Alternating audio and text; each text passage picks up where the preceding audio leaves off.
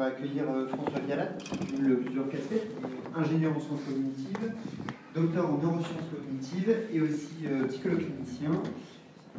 Vous travaillez donc avec le professeur Trousselard au sein de l'IRBA, mais aussi et surtout dans le nouvel institut que vous avez fondé, l'Institut PIPSI, qui est un institut pour la pratique et l'innovation en psychologie appliquée. Merci. Merci pour cette introduction. Et je suis très honoré de faire cette présentation aujourd'hui. Je vais vous parler un petit peu du numérique, autrement dit des nouvelles technologies. Bon, effectivement, j'ai un conflit d'intérêts patent puisque je suis impliqué dans un institut privé qui présente l'utilisation de nouvelles technologies pour les soins. Donc il faut vous méfier de tout ce que je vous raconte.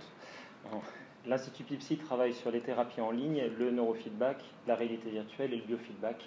Il s'agit d'une entreprise de l'économie sociale et solidaire. Voilà, je passe sur cet aspect-là. Aujourd'hui, on va vous parler un petit peu des problématiques et des avantages de ces technologies. Est-ce que c'est une fausse bonne idée d'insérer les nouvelles technologies en psychothérapie? Et qu'est-ce que ça peut apporter? Alors, les nouvelles technologies ne sont pas si nouvelles, si on y réfléchit. Que ce soit la réalité virtuelle, le neurofeedback ou Internet, on parle de choses qui ont au moins plus de 30 ans, et pour certaines, on peut remonter à encore plus que ça. Donc si ce n'est pas si nouveau, pourquoi ça n'a pas déjà été adopté? Alors déjà, il y a un premier faux rêve dont je voudrais parler, qui est celui de remplacer les psychothérapeutes par une intelligence artificielle qui va soigner les patients. Dans l'idée, ça paraît sympa, parce que ça permettrait de faire des psychothérapies pas chères. Enfin, ça paraît moins sympa pour les psychothérapeutes, bien sûr. Sauf que qu'est-ce qui se passe quand le patient est en échec? Tous ceux qui ont été face à des patients savent qu'ils ont une grande créativité pour trouver des façons de se mettre en échec. C'est comme quand on est enseignant, les étudiants n'écoutent pas les enseignements ou les comprennent de travers, il faut tout reprendre. Quand on essaye de soigner quelqu'un, généralement l'humain, c'est quelque chose de complexe. Donc arriver à le modéliser avec une machine qui soit très simple, c'est pas évident. Donc on a un risque d'aggravation du patient. Si en tant que psychothérapeute, on accueille un patient ou en tant que psychiatre, on accueille un patient et qu'on voit que ça se passe mal, on peut tirer la sonnette d'alarme, on peut réorienter vers des confrères, on peut changer de méthode, on a des tas d'adaptations possibles. Si c'est un ordinateur qui est en train de le gérer, sans supervision, j'ai du mal à voir comment il va s'en sortir, tel que les ordinateurs fonctionnent à l'heure actuelle, en tout cas. Et puis si le patient se dégrade, on va tenir l'ordinateur responsable. Donc il y a des enjeux éthiques sous-jacents. Et le premier enjeu, c'est que la technologie ne doit pas être utilisée pour isoler le patient. Si j'isole le patient avec ma technologie, je prends le risque d'aggraver son trouble, ce qui ne va pas du tout l'aider. Et puis si j'isole mon patient, je vais perdre un des facteurs clés de la thérapie. Je pense que tout le monde est familier avec la notion d'alliance thérapeutique. Quand on fait une intervention sur un stress post-traumatique, que ce soit avec de l'EMDR, des thérapies d'exposition classiques ou de l'hypnose, peu importe, de toute façon, il y a un support très important qui va être le rapport entre le thérapeute et son patient, qui est un rapport humain. Comment est-ce que j'établis un rapport humain avec un ordinateur? C'est pas si trivial que ça. Donc la conclusion à laquelle on parvient et à laquelle plusieurs études sont parvenues, dont des méta-analyses, c'est que de façon générale, les patients ont besoin de ce rapport humain. Et d'ailleurs, lorsque des outils de psychothérapie complètement en ligne, dématérialisés ou complètement informatisés sont proposés à des patients, si dans le programme il n'y a pas d'intervenant humain, les patients spontanément cherchent un intervenant humain pour compléter. L'autre chose, qui est un problème de fond, et auquel en tant que soignant vous pouvez être confronté avec des systèmes de soins gratuits, je vous rappelle cette phrase assez célèbre, si c'est gratuit, c'est quel produit. Autrement dit, quand on collecte de l'information sur des patients, c'est une manne financière potentielle dont des sociétés pourraient s'emparer pour pouvoir monétiser cette information. Et il y a une économie. Bon, déjà, il y a le ciblage marketing, qui est le plus simple. J'ai tout à fait la possibilité de récupérer des informations de patients, et une fois qu'elles sont collectées, de fournir ces informations à des sociétés de marketing qui vont à ce moment-là leur vanter tout un ensemble de produits qui correspondent au fait qu'elles sont vulnérables. voire les mettre en relation avec des entreprises qui vont faire du télémarketing ou de la vente par téléphone. Puisque les personnes sont plus vulnérables, elles vont plus facilement se faire plumer. Il y a un véritable danger. Et puis les autres risques qui sont plus lointains, la marginalisation, avec le fait que certaines sociétés peuvent utiliser ces informations pour pratiquer de la discrimination. Donc, ces données sont particulièrement sensibles, avec un risque de dérive. Alors maintenant que j'ai parlé des problèmes, j'ai quand même parlé des avantages et des intérêts, mais je vais rester sur cet axe, sur la question du fait que le numérique devrait être utilisé pour mieux humaniser les thérapies plutôt que pour les déshumaniser. Alors déjà, on va parler de thérapie par exposition en réalité virtuelle. La thérapie par exposition en réalité virtuelle, vous en avez tous entendu parler pour les phobies, parce que c'est un grand classique. On peut bien évidemment le transposer dans l'exposition pour le stress post-traumatique. Il va s'agir de prendre le patient, le mettre dans un environnement dans lequel il se sent en immersion pour qu'il se confronte à la source de sa peur, pendant qu'on va l'aider à gérer les réactions émotionnelles, à prendre du recul, de façon à ce que progressivement il puisse atténuer sa réactivité émotionnelle et donc reconsolider un souvenir plus stable, dépassionné de son traumatisme. Alors il faut bien évidemment avoir du matériel, il faut aussi avoir les logiciels adaptés d'exposition, et vous allez me dire à quoi ça sert de développer tout cet arsenal. Lorsque vous essayez de confronter un patient à des choses qui lui font peur, il va mettre en place naturellement des stratégies d'évitement cognitif, et si vous lui demandez d'imaginer son traumatisme, c'est très facile pour lui de l'imaginer à moitié, de ne pas l'imaginer complètement, et donc de mettre à distance la chose qui lui fait peur. Donc la réalité virtuelle va permettre de bypasser l'imagination du patient et donc de le confronter en prise directe avec la chose en question et de pouvoir contrôler éventuellement le dosage de l'exposition, puisqu'il est possible de rendre l'outil d'exposition plus ou moins réaliste. Par exemple, on peut être sur de la vidéo ou sur de la synthèse, et puis on peut aussi rendre flou certains des éléments et avoir des représentations plus ou moins brutales et plus ou moins proches de ce qu'il a vécu. Donc on a un relativement bon contrôle sur le stimulus présenté. Ça paraît intéressant, mais je vous parlais tout à l'heure du cadre humain. Qu'est-ce qu'on peut rajouter et quel est l'intérêt par rapport à ça? Qu'est-ce qu'on peut faire au niveau thérapeutique qui va humaniser le soin et faire en sorte que le patient souffre moins avec ça? Une chose qui n'est pas abordée, par exemple, c'est l'effet que ça a sur le patient. Si vous lisez la littérature, comment le patient se sent quand on l'immerge dans cette réalité virtuelle. Généralement, il va s'y croire. Et s'il s'y croit, en fait, c'est un gros intérêt au niveau thérapeutique. Un des risques sur les thérapies d'exposition, c'est de retraumatiser le patient et du coup d'aggraver son stress post-traumatique. Ça va être quelque chose qui peut se produire si par exemple le patient fait une exposition en imagination et que les souvenirs commencent à se télescoper.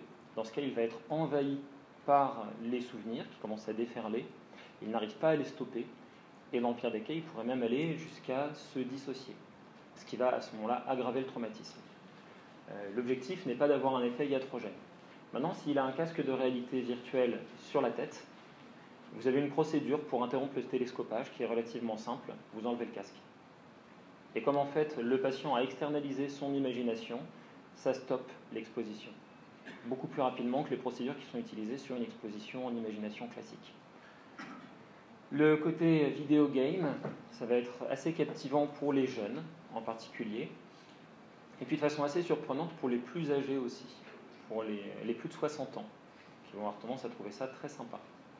Et ça permet de rajouter une étape avant une exposition in vivo lorsqu'elles sont possibles, ce qui permet de faire une gradation. C'est-à-dire que vous commencez par faire de l'exposition en imagination, puis en réalité virtuelle, puis in vivo.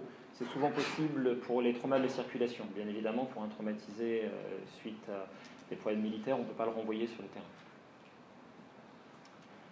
Je vais parler maintenant des techniques de neurofeedback, de biofeedback, c'est-à-dire l'utilisation de marqueurs, de biosignaux qui sont présentés aux patients pour qu'ils puissent essayer de se les réapproprier, de s'entraîner avec.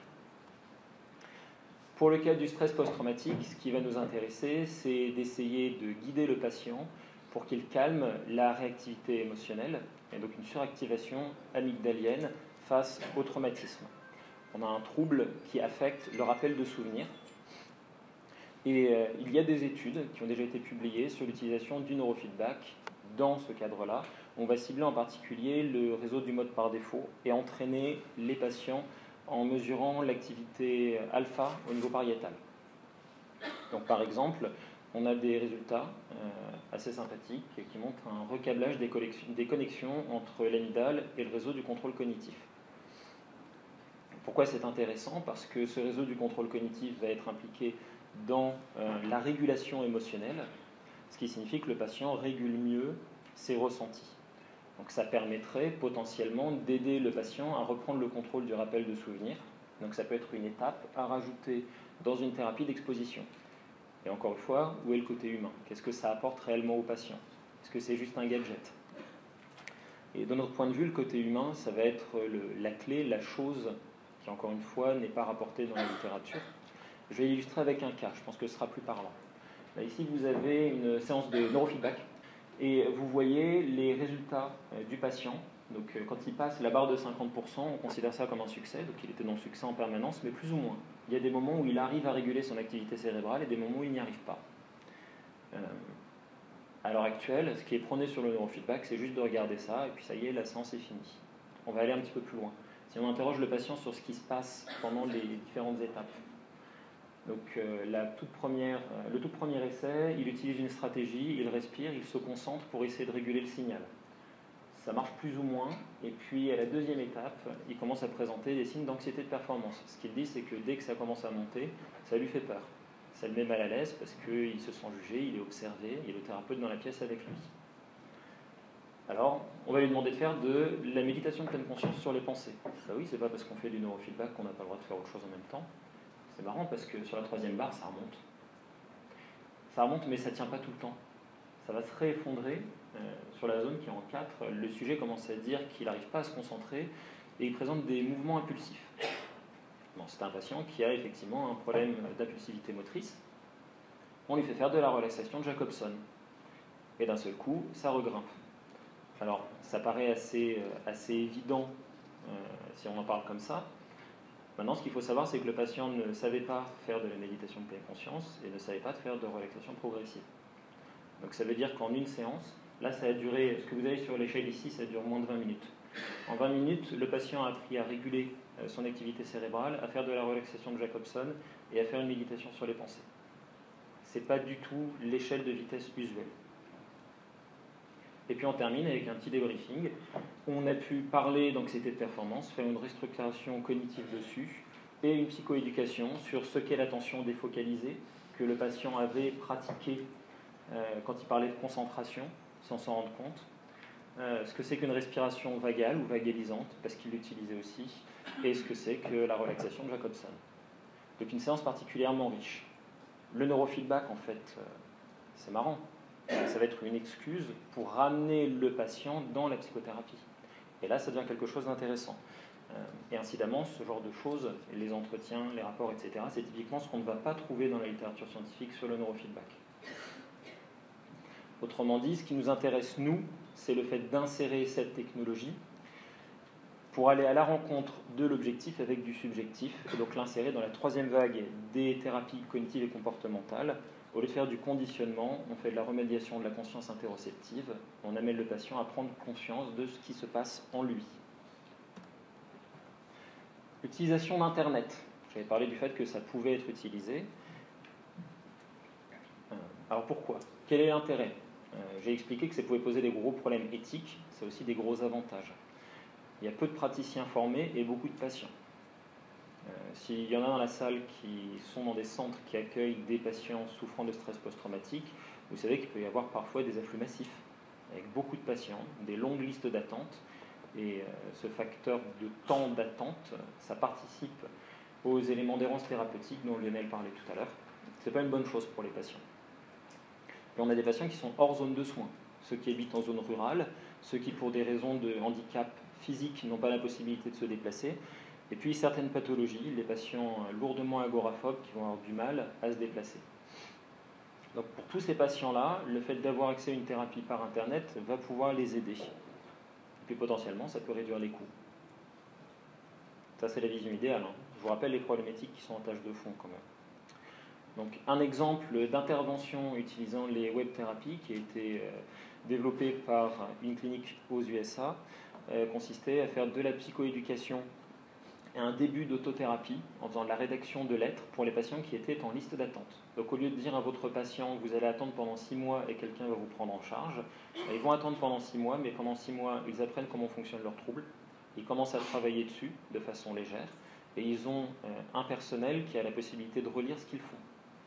Du coup, si jamais ils sont débordés, si jamais ça va mal, ils vont être ramenés à la clinique pour être pris en charge. Donc là, on a les avantages sans avoir l'inconvénient d'avoir un patient lâché dans la nature. Et on voit effectivement une amélioration sensible des patients. Donc vous avez un groupe contrôle et le groupe traitement. Bien évidemment, ce n'est pas une étude en double aveugle. On peut placer des ressources en ligne, donc c'est ce que nous avons fait avec l'Institut Pipsy, et on fournit à nos patients des outils de psychoéducation et d'entraînement sur la méditation de pleine conscience, le bien-être et la gestion de l'anxiété. Et on leur donne accès à ces outils. On a regardé comment les patients se sont comportés avec. Donc déjà, la première chose, c'est que généralement, les patients ne vont pas spontanément sur le portail pour l'utiliser, à l'exception des patients souffrant d'un trouble de la personnalité borderline. Il faudrait creuser pour savoir exactement pourquoi, mais c'est une population qui est très demandeuse d'utilisation de ce genre d'outils. Par contre, les autres patients vont y aller sur recommandation de leur thérapeute. Surtout pour les plus de 50 ans, pour une raison qui est compréhensible, on n'est pas sur la génération Internet, ils n'ont pas forcément envie ou l'habitude d'utiliser des outils dématérialisés. Les patients vont systématiquement mettre en relation les outils utilisés avec les séances. Ils en parlent en séance et ils l'utilisent pour faire du lien. Ça permet en gros de faire un prolongement de la thérapie quand ils sont à la maison. Et donc on a un gain pour le thérapeute parce que ça permet d'assurer une meilleure compliance sur les exercices entre les séances. Alors tout ça, c'est très bien, mais je ne sais pas si vous avez remarqué, mais je vous ai parlé à chaque fois que je parlais d'une technologie, des liens avec l'humain et du positionnement de la technologie avec l'intervention du thérapeute. Comment est-ce qu'on fait pour étudier ça ?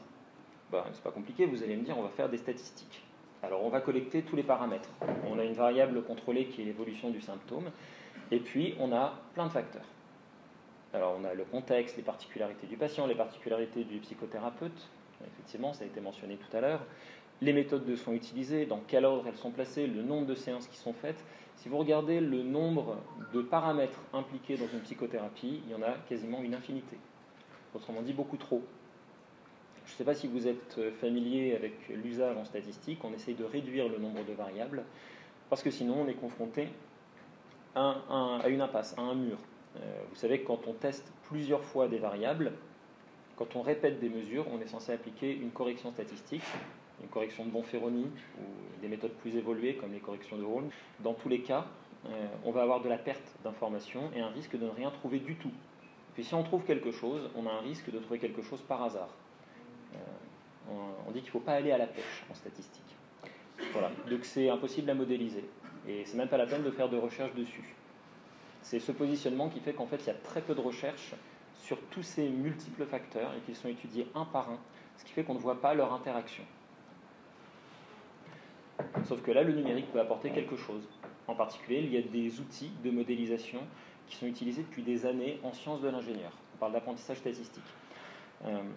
Pour donner un exemple, vous savez que la physique et la chimie sont des sciences prédictives, où on est capable de savoir si, par exemple, un objet va tomber, dans quelle direction il va tomber, à quelle vitesse il va tomber. On prédit les choses, on met en équation le réel. Et puis pendant longtemps, la biologie était une science de l'observation. On observait des phénomènes, mais on ne les mettait pas en équation.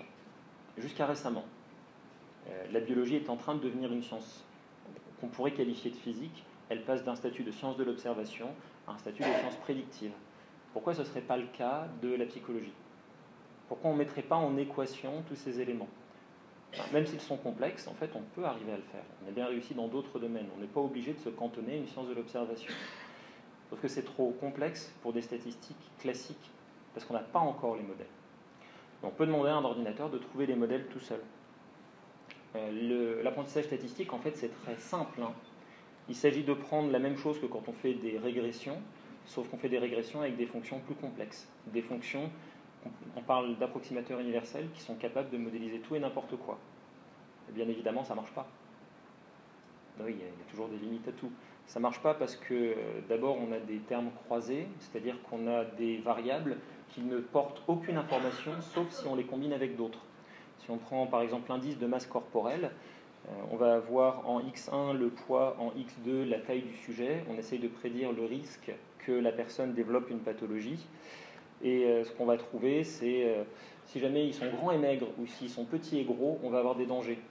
Mais si jamais on regarde seulement s'ils sont gros ou seulement s'ils sont grands ou petits, on n'aura pas d'information. Il faut croiser l'information. Donc ça, typiquement, c'est une limitation dans la modélisation des données, parce que ça veut dire qu'on doit regarder les croisements des termes, ce qui les multiplie encore plus.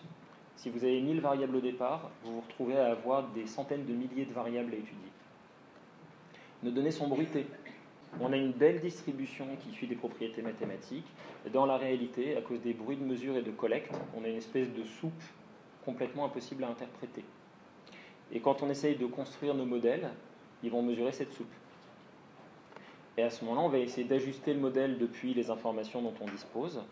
Et soit on construit des modèles très simples, celui que vous avez en haut à gauche, on parle de sous-ajustement, soit on construit des modèles trop complexes, celui en haut à droite, on parle de surajustement. Ce qu'on cherche, c'est le modèle du bas. Et si vous voyez le petit point d'interrogation, c'est ce qui se passe quand on a un nouveau patient que le modèle ne connaît pas. Quand le modèle est sous-ajusté ou surajusté, il fait n'importe quoi. Il y a des méthodes, des moyens d'essayer de résoudre ces problèmes. Ça a été l'objet des recherches en apprentissage statistique et c'est un domaine qui a beaucoup évolué au cours des dernières décennies. En gros, il va s'agir de fouiller dans les données et d'extraire les variables les plus pertinentes. Et ça, c'est un exemple de résultat. Donc là, ici, vous avez une publication qui correspond à la prédiction de l'évolution des fonctions cognitives en fonction du vieillissement cérébral tel que mesuré par les connectivités en IRM anatomique et fonctionnelle. On regarde comment les réseaux se forment, on compare l'activité de ces réseaux chez les jeunes, chez les plus âgés, et on arrive à trouver que certains réseaux sont prédictifs de la dégradation des capacités cognitives. Et on arrive même à mesurer l'âge des sujets depuis les variables IRM. On est parti de milliers de variables et on arrive à extraire les quelques variables pertinentes. Et on a la possibilité de revalider ces informations sur de nouveaux sujets. Alors je reviens à l'objet de mon débat au départ. Est-ce qu'on pourrait appliquer ça pour l'étude des nouvelles technologies en psychothérapie et en particulier de tous ces facteurs humains qui à l'heure actuelle ne sont pas étudiés? Donc on a à l'heure actuelle une cohorte qui est en cours de constitution. On est en train de mener ces mesures, mais un message à connaître par rapport à l'apprentissage statistique, plus on a de points, plus on est capable de faire des modèles complexes. Donc on a besoin de collecter beaucoup de sujets. Si vous êtes intéressé, nous sommes à la recherche de centres partenaires pour collecter le plus de données possible et essayer d'améliorer les soins.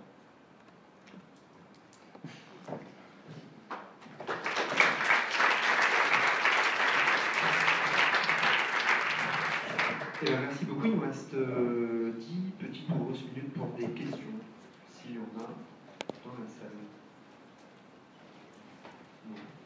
Est-ce qu'on peut utiliser ces modèles de prédiction, notamment dans le neurofeedback, pour définir un peu des cibles thérapeutiques, parce qu'actuellement c'est assez complexe. Les bases de données qui existent, notamment dans NeuroGuide, sont un peu impénétrables dans leur constitution.